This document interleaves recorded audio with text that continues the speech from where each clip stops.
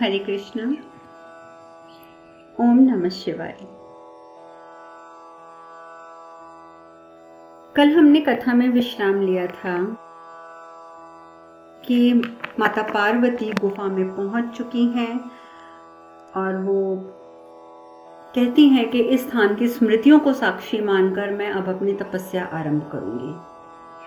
और उधर भगवान शिव जो सब देख रहे हैं वो कहते हैं कि पार्वती, तुम्हारी तपस्या के पश्चात ये स्थान हमारे तपश्चर्य के लिए माना जाएगा। समस्त भक्त जनों के लिए ये पुण्य भूमि होगा, ये तीर्थ स्थान कहलाएगा। जैसा कि आप सब जानते हैं अमरनाथ तीर्थ स्थान है। पार्वती माता बहुत बड़ा शिवलिंग बनाती हैं जब बर्फ का, जैसा कि आज तक बनता है अमरनाथ में। जब वो बड़ा सा शिवलिंग बनाती हैं तो वो मन ही मन में सोचती हैं, कहती हैं कि हिम का स्वभाव होता है पिघलना। हिम तो जो भी आप बर्फ अगर कहीं बाहर भी रखते हैं तो वो पिघलती है। तो वो कहती हैं कि हिम का स्वभाव होता है पिघलना, पर मैं ये नहीं जानती कि मेरे भगवान कब पिघलेंगे। ना जाने कब पिघलेंगे, ना जाने कब अपनाएंगे।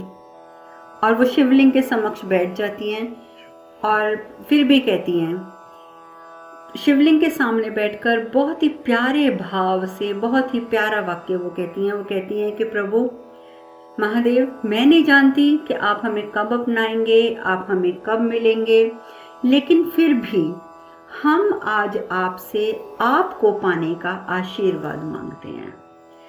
आज वो भगवान शिव से भगवान शिव को पाने का आशीर्वाद मांगती हैं, क्योंकि वो अपनी तपस्या करने जा रही हैं और तपस्या का गंतव्य, उनका लक्ष्य भी है महादेव को पाना। और आज महादेव को पाने के लिए वो महादेव से ही आशीर्वाद चाहती हैं। उसके बाद वो अग्निदेव का आह्वान करती हैं, कहती हैं हे अग्निदेव, आप हमारी पंचअग्नि तपस्या आपके बिना पूर्ण नहीं हो सकती है, तो कृपया आप प्रकट होइए, हमारी सहायता कीजिए। और उसी समय अग्निदेव प्रकट होकर माता पार्वती के चारों ओर एक अग्नि चक्र बना देते हैं और फिर वो वहाँ बैठकर तपस्या करना शुरू करती हैं। और साथ ही साथ तपस्या करने से पूर्व वो प्रण लेती हैं कि महादेव, अब हमारी ये तपस्या आपको प्राप्त करने के बाद ही पूर्ण होगी, उससे पहले पूर्ण नहीं होगी। और वो अपनी पंच अग्नि चक्र में बैठकर चारों तरफ उनके अग्नि जलने लगती है और वो अग्नि में बैठ जाती हैं बीचों बीच और ओम नमः शिवाय का जाप आरंभ कर देती हैं। ओम नमः शिवाय, ओम नमः शिवाय। उधर नारद मुनि भगवान शिव के पास जाते हैं, कहते हैं प्रभु प्रणाम, माता पार्वती की तपस्या आरंभ हो गई है, तो आप इतनी दूर यहाँ आकर क्या कर रहे हैं प्रभु? आपको तो अपनी अर्धांगिनी के पास होना चाहिए। चलिए 2 मिनट के लिए हम मान लेते हैं कि अभी उनको आपने अपनी अर्धांगिनी स्वीकार नहीं किया है, पर प्रभु गुरु तो हमेशा साधक के पास होता है। आप गुरु बनकर ही अपने साधक के कम से कम पास तो रहिए ना, आप इतनी दूर आकर क्यों बैठ गए हैं? भगवान शिव कहते हैं नारद मुनि, गुरु का कर्तव्य होता है साधक को साधना का मार्ग दिखाना, जो मैंने पार्वती को दिखा दिया है। परंतु अब पार्वती के साथ साथ मुझे अपनी तपस्या भी आरंभ करनी है, क्योंकि अब मेरी तपस्या का भी समय हो गया है। तो नारद मुनि बड़े हैरान होते हैं, कहते हैं आपकी तपस्या? कैसी तपस्या प्रभु, मैं समझा नहीं। शिव कहते हैं कि जिस प्रकार पार्वती शिव को पाने के लिए तपस्या कर रही हैं, उसी प्रकार शिव को भी तो पार्वती को पाना है। शिव भी तो पार्वती को पाना चाहते हैं ना, और पाने के लिए साधना अनिवार्य है। बिना साधना के तो कोई भी कुछ नहीं पा सकता। तो देवर्षि, मैं पार्वती को कैसे पालूंगा? तो इसलिए मुझे भी अब अपनी तपस्या आरंभ करनी है, ताकि शिव भी पार्वती को पा सकें। जिस प्रकार शिष्य के मन में गुरु सदा विद्यमान रहता है, उसी प्रकार से गुरु के मन में शिष्य का भी वास होता है। और जब दोनों की साधना का मिलन हो जाए, तब ही जाकर लक्ष्य की पूर्ति संभव होती है, उससे पूर्व नहीं होती। और ये कहते हुए भगवान शिव अपनी आंखें बंद कर लेते हैं, ध्यान में चले जाते हैं। और उधर पार्वती ध्यान में जा चुकी हैं, इधर भगवान शिव भी ध्यान में बैठ गए। अब उधर आप जानते हैं कि जिस प्रकार से गुरु बृहस्पति नाराज होकर, गुस्सा होकर इंद्रलोक छोड़कर जा चुके हैं, सभी जो देवता होते हैं वो घबरा रहे हैं। ठीक है, अब वो देवता जो हैं वो भागते हैं इंद्रदेव के पास, कहते हैं देवराज, गुरु के बिना तो हम दिशाहीन हो जाएंगे, हमें दिशा कौन दिखाएगा, कैसे कर पाएंगे हम? अगर ताड़कासुर ने आक्रमण कर दिया तो कैसे उसका सामना कर पाएंगे? स्वर्ग की रक्षा कैसे करेंगे?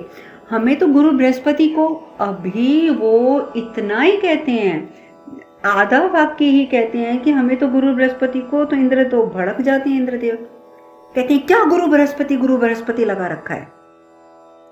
क्या उन्होंने हमें देवताओं का राजा बनाया था? क्या गुरु बृहस्पति ने हमें स्वर्ग का आधिपत्य सौंपा था?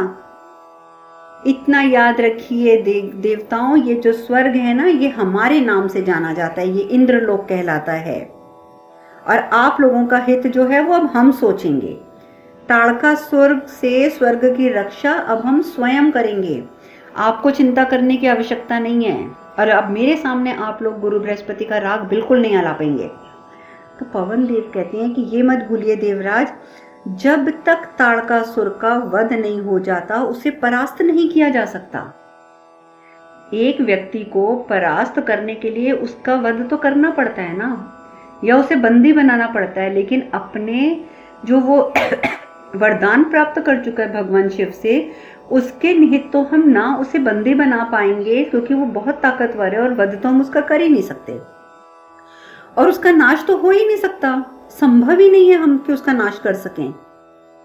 तो इंद्रदेव कहते हैं तो क्या करें, क्या करें? शिव पार्वती के पुत्र के जन्म की प्रतीक्षा करें, बैठ के हाथ पर हाथ रखकर बैठ जाएं, विजय पाने दें असुरों को अपने ऊपर। बहुत गलत तरीके से इंद्रदेव बात करते हैं। वो कहते हैं कि ब्रह्मा, विष्णु, महेश, बृहस्पति, ये सबके कब तक हम अधीन बने रहेंगे? कब तक? क्या हम इतने असहाय हैं कि हम अपने स्वर्ग की रक्षा स्वयं नहीं कर सकते हैं? हमें किसी का भय नहीं है। अब तो ताड़कासुर से युद्ध की घोषणा हम करेंगे।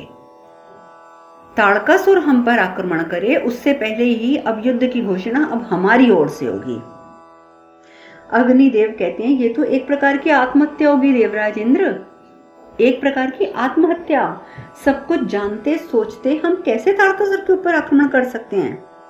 इंद्रदेव कहते हैं पवन देव, मैं आपको आदेश देता हूं, जाइए और जाकर ताड़कासुर से कहिए कि अगर साहस है तो हमसे युद्ध करने के लिए तैयार हो जाए। इस प्रकार की घोषणा ताड़कासुर को के समक्ष इंद्रदेव करवा देते हैं। तो ताड़कासुर को जब चुनौती मिलती है, पवन देव जाकर चुनौती सुनाते हैं इंद्रराज की, तो बड़ा हैरान होता है, हंसने लगता है जोर जोर से। कहता है कि ताड़कासुर कहता है कि युद्ध की चुनौती असुरों को? कहीं तुम्हारे देवराज ने अधिक सोमरस का सेवन तो नहीं कर लिया कि वो नशे में धुत होकर ये बातें कह रही हैं कि वो हम पर आक्रमण करेंगे? तो शुक्राचार्य कहते हैं कि देखो, जो अपने गुरु का अपमान करे वो अवश्य ही अपनी मानसिक स्थिति खो चुका होता है। और फिर तो असुर हो या देवता, कोई फर्क नहीं पड़ता इस बात में। असुर हो या देवता, अगर वो अपने गुरु का अपमान करता है तो उसको समझ लेना चाहिए कि उसकी मति भ्रष्ट हो चुकी है, उसका विवेक मर चुका है। और अब इस बात की पुष्टि करती हैं ये बातें कि देवराज का ये निर्णय बिल्कुल ही बेवकूफ़ी से भरा हुआ है। लेकिन जब वो अपने गुरु का अपमान कर चुके हैं तो वो निर्णय लेने में सक्षम ही कहाँ हैं। किंतु अन्य देवताओं को क्या हो गया है? क्या हो गया अन्य देवताओं को? उन्हें तनिक भी आभास नहीं है कि इसका परिणाम कितना विनाशकारी होगा। वो इंद्र को समझाते क्यों नहीं है? उन्हें इंद्र को समझाना चाहिए कि देवराज आप ये गलत कर रहे हैं। ताड़कासुर जब ये बातें सुनता है तो ताड़कासुर कहता है गुरुदेव, आपके इस सुझाव को इंद्रदेव कहीं हमारी कायरता ना समझ ले। यदि इंद्रदेव युद्ध के इच्छुक हैं, अपनी मृत्यु के इच्छुक हैं, संक्षिप्त शब्दों में मैं कहूंगा कि अपनी मृत्यु के इच्छुक हैं, तो हमें उनकी ये इच्छा अवश्य पूर्ण करनी चाहिए गुरुदेव, अवश्य पूर्ण करनी चाहिए। और साथ ही वो पवन देव से कहते हैं, जाओ जाकर कह दो अपने देवराज से कि हम तैयार हैं, इस सुअवसर में हम और विलंब नहीं करेंगे, हम तैयार हैं, पूर्ण रूपेण तैयार हैं। शुक्राचार्य फिर कहते हैं, शुक्राचार्य कहते हैं कि ताड़कासुर बहुत बड़ा अनर्थ होने जा रहा है, इसे तो मैं यही कहूंगा कि ये अनर्थ होने जा रहा है। क्यों? क्योंकि दो राजाओं की महत्वाकांक्षाओं की पूर्ति के लिए ये युद्ध होगा, परंतु इस युद्ध के बाद युगों युगों तक संसार के समस्त जीव जंतु इसका दुष्परिणाम भुगतेंगे। और वही तो आज होता है। आज भी क्या होता है, भुगतती तो आम जनता है। अगर दो देश भी आपस में अपनी अपनी कुछ नेतागण जो होते हैं अपनी अपनी महत्वाकांक्षाओं के लिए युद्ध करते हैं, भुगतती तो जनता है।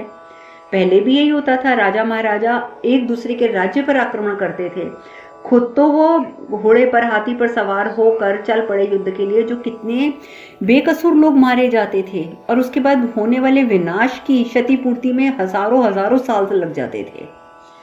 और वही अभी भी सब होता है। लेकिन इस बात को राजा गण, नेता गण ये सब नहीं समझते हैं।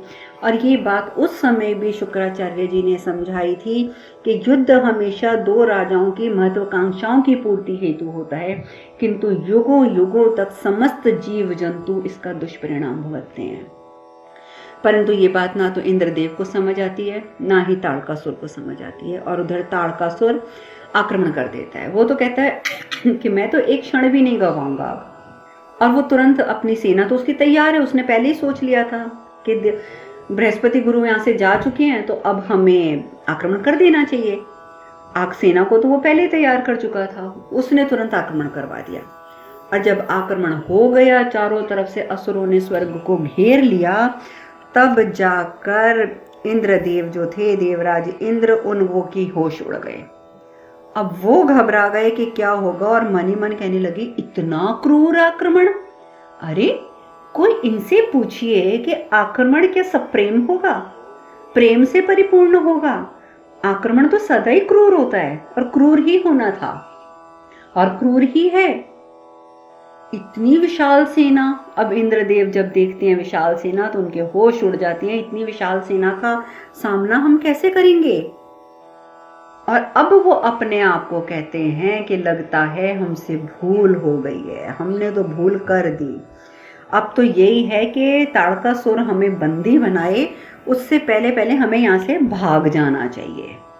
ये तो देखिए स्वर्ग के राजा इंद्रदेव का हाल, कि जब आक्रमण हो गया तो वो सभी देवताओं को छोड़ के भागने को तैयार हो गए कि चलो छोड़ो सबको, यहाँ खुद तो भाग लो, ये ना हो कि मुझे ही वो बंदी बना ले। और उधर इंद्रदेव तो भाग जाते हैं, देवतागण वो खून से लथपथ भागते हैं अंदर, इंद्रदेव इंद्रदेव, देवराज इंद्र हमारी रक्षा कीजिए, रक्षा कीजिए, रक्षा कीजिए। जाकर देखते हैं तो सिंहासन तो खाली पड़ा है, इंद्रदेव का दूर दूर तक कोई पता नहीं। वरुण देव कहते हैं हमें लगता है कि देवराज जो है ना, वो हमें अकेला यहाँ पर छोड़कर भाग गए हैं। और अब आप ही लोग सोचिए कि बिना इंद्रराज के, बिना गुरु बृहस्पति के हम असुरों का सामना कैसे करेंगे। उसी समय बृहस्पति आ जाते हैं, क्योंकि उनकी कोई दुश्मनी नहीं है देवताओं से, बस वो थोड़े शुद्ध हैं इंद्र के व्यवहार से, उसके अभिमान से, उसके द्वारा किए जाने वाले अपमान से। बृहस्पति आगे देवताओं से बोलते हैं, क्या हो गया, इंद्र कहाँ है? तो पवन देव कहते हैं कि हमें लगता है कि देवराज स्वर्ग छोड़कर भाग चुके हैं गुरुदेव। बृहस्पति कहते हैं कि अगर इस समय हमने असुरों के साथ युद्ध किया तो विनाश निश्चित है, इसलिए अब एक ही काम हो सकता है कि आप लोग मेरे साथ चलिए, मैं आपको गुप्त द्वार से ले चलता हूं, हम लोग नारायण की शरण में जाते हैं। अब सारे देवता और बृहस्पति गुप्त मार्ग से नारायण की शरण में जाते हैं। तो वहां जाकर देखते हैं कि भगवान विष्णु तो सो रहे हैं, माता लक्ष्मी वहां बैठी हैं।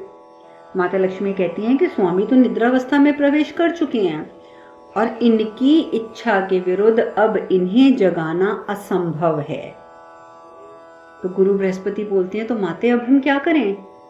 माता लक्ष्मी कहती हैं, अब तो एक ही विकल्प है, आप महादेव के पास जाइए, वही आपको इससे मुक्ति दिला सकते हैं, अब आपके पास कोई और विकल्प शेष नहीं बचा।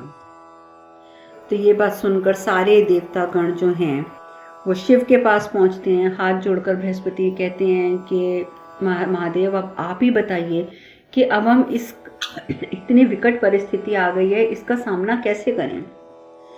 भगवान शिव कहते हैं कि ये जो देवता गण है ना, बार बार सृष्टि का संतुलन बिगाड़ने का कार्य करते हैं, बार बार, और उसके बाद वो मुझसे अपेक्षा करते हैं कि मैं उनका साथ दूंगा, उनको इस मुसीबत से बचाऊंगा, पर मैं कब तक करूं। बृहस्पति आप सोचिए कि मैं ये कब तक करूं और क्यों करूं। इंद्र के गलत निर्णय का भुगतान सारे ब्रह्मांड को भुगतना पड़ेगा। ये बात आप भी समझ रहे हैं कि सारे ब्रह्मांड को इसका भुगतान भुगतना पड़ेगा। तो आप बताइए ना कि मैं क्या कर सकता हूं और मैं कितनी बार करूं, कैसे करूं। बृहस्पति कहते हैं कि जो भी हुआ वो अनुचित है महादेव, ये बात हम समझते हैं, उचित नहीं हुआ, ये बात मैं भी जानता हूं, परंतु जो दोषी है उसे दंड मिलना चाहिए, ये मैं मानता हूं, लेकिन जो निर्दोष हैं उन्हें किस बात का दंड दिया जा रहा है। महादेव ये जो देवता गण आपके समक्ष खड़े हैं ये निर्दोष हैं, और युद्ध के बाद जो बाकी जीव जंतुओं को उसका फल भुगतना पड़ेगा वो जीव जंतु भी निर्दोष हैं। इसलिए मैं आपसे हाथ जोड़कर विनती करता हूं महादेव, कोई निवारण निकालिए, कोई विकल्प निकालिए, कोई उपाय बताइए। नारायण निद्रा में प्रवेश कर चुके हैं, उपाय तो केवल अब महादेव आप ही बता सकते हैं। तो मैं आप ही से हाथ जोड़कर विनती करता हूं कि आप हमें कोई उपाय बताएं। महादेव कहते हैं कि देखो, अब देवताओं को कर्म का फल सीखना होगा, उन्हें ये पद सिखाएगा एक मनुष्य जिसका नाम है भगीरथ। भगीरथ का आगमन होने वाला है, सृष्टि में तो उसका आगमन हो चुका है, पर अब जन कल्याण के लिए वो कुछ कार्य करने लगा है, और वो भगीरथ जो है वही अब आप सब देवताओं को ये शिक्षा देगा कि किस प्रकार से कर्म का फल हर इंसान को भुगतना पड़ता है। हम जिस प्रकार के कर्म करते हैं वो हमारे समक्ष आएंगे ही आएंगे। दूसरी ओर आपको ज्ञात होगा कि देवी गंगा, उन्होंने भी इंद्र राज्य छोड़ दिया था, इंद्रलोक छोड़ दिया था। वो इंद्रलोक छोड़ के वो यही कह के गई थी ना कि हम ब्रह्मलोक वापस जा रहे हैं। और अगर आपको पूर्व कथा याद है तो आपने देखा होगा कि ब्रह्मा जी और इंद्रदेव और सभी देवता गण मिलकर गए थे हिमावत के पास और गंगा को मांगने, और गंगा को ब्रह्मदेव अपने कमंडल में धारण करके स्वर्गलोक तक लेकर आए थे। तो सबसे पहले वो ब्रह्मलोक ही पहुंची थी, बाद में वो स्वर्गलोक यानी कि इंद्रलोक गई थी। तो अब गंगा जो है वो वहां से निकलती हैं इंद्रलोक से और सीधी वो ब्रह्मलोक पहुंचती हैं, और ब्रह्मलोक पहुंच के ब्रह्मा जी को प्रणाम करके वो उनसे सीधा प्रश्न करती हैं कि ब्रह्मदेव, अब मेरे जीवन का उद्देश्य क्या है। मैं तो स्वर्गलोक में थी, स्वर्गलोक में गई थी कि मैं देवता को जो जिस प्रकार से असुर जो हैं अशुद्ध कर रहे हैं, अपवित्र कर रहे हैं, तो मैं उन्हें शुद्धिकरण प्रदान कर सकूं। और जब अब स्वर्गलोक में ही गुरुदेव नहीं रहे और ताड़कासुर का आधिपत्य होगा ही होगा, तो आप बताइए ब्रह्मदेव कि मेरे जीवन का उद्देश्य क्या रह गया। माता पिता के पास मैं वापस लौट नहीं सकती, क्या मुझे अब अपना भावी जीवन इसी प्रकार आपके कमंडल में व्यतीत करना पड़ेगा? क्या मैं अब ताउम्र आपके कमंडल में बैठी रहूंगी? आप बताइए कि अब मेरे जीवन का उद्देश्य क्या है। ब्रह्मदेव मुस्कुराते हैं। ब्रह्मदेव मुस्कुराते हुए कहते हैं, नहीं गंगा नहीं, तुम्हें तो अभी एक अत्यंत कल्याणकारी कार्य करना है, अत्यंत कल्याणकारी कार्य। तुम्हें याद है कि शिव ने तुम्हें एक वरदान दिया था कि बहुत से पापी तुम्हारे अंदर स्नान करके अपने पाप धोएंगे, लेकिन तुम सदा पवित्र रहोगी। अभी तो तुम्हें ये कार्य करना है, और इस कार्य को करने का समय भी अब बस आने ही वाला है, बिल्कुल आने वाला है। कोई है जो तुम्हें ढूंढ रहा है, धरती पर कोई है जो तुम्हें ढूंढ रहा है, और शीघ्र ही तुम्हें अपना उद्देश्य ज्ञात हो जाएगा गंगा, शीघ्र ही तुम्हें अपना उद्देश्य ज्ञात होगा। क्योंकि धरती पर जो मनुष्य तुम्हें ढूंढ रहा है वो तुम्हें शीघ्र ही पालेगा और तुम्हें अपना उद्देश्य पूर्ण करने का अवसर प्राप्त होगा। अब आप समझ ही गए होंगे कि कौन है वो मनुष्य जो ढूंढ रहा है गंगा को। वो वही है जिसने देवताओं को भी कर्म का फल सिखाना है, राजा भगीरथ, जो सगर के वंशज हैं। अगर आपको सगर की कथा, राजा भगीरथ की कथा मैं आप लोगों को सुना चुकी हूँ भागवत कथा में। अगर आपको भागवत कथा याद है तो आपको भगीरथ की कथा भी याद होगी, जो दिलीप के पुत्र हैं, सगर महाराज के पौत्र हैं, जो अपने पूर्वजों के द्वारा किए गए बुरे कर्मों के कारण हुई विनाश को ठीक करने के लिए अब एक पुण्य जल प्राप्त करना चाहते हैं, और पुण्य जल एकमात्र है हमारी गंगा देवी। तो अब गंगा भगीरथ की मैं पूरी डिटेल में कथा तो आपको नहीं सुनाऊंगी क्योंकि भागवत में हम चर्चा कर चुके हैं, लेकिन आपको संक्षिप्त में ये कथा मैं अवश्य सुनाऊंगी ताकि पता चले कि गंगा के जीवन का उद्देश्य किस प्रकार पूर्ण होता है और महादेव का क्या उसमें योगदान रहता है। अब ये बाकी चर्चा हम कल करेंगे। आज हम कथा में यही विश्राम लेते हैं। हरे कृष्ण कृष्ण कृष्ण हरे हरे, हरे राम राम राम हरे हरे। आप सब खुश रहें, सुखी रहें, स्वस्थ रहें। हरे कृष्णा। ओम नमः शिवाय, ओम नमः शिवाय, ओम नमः शिवाय।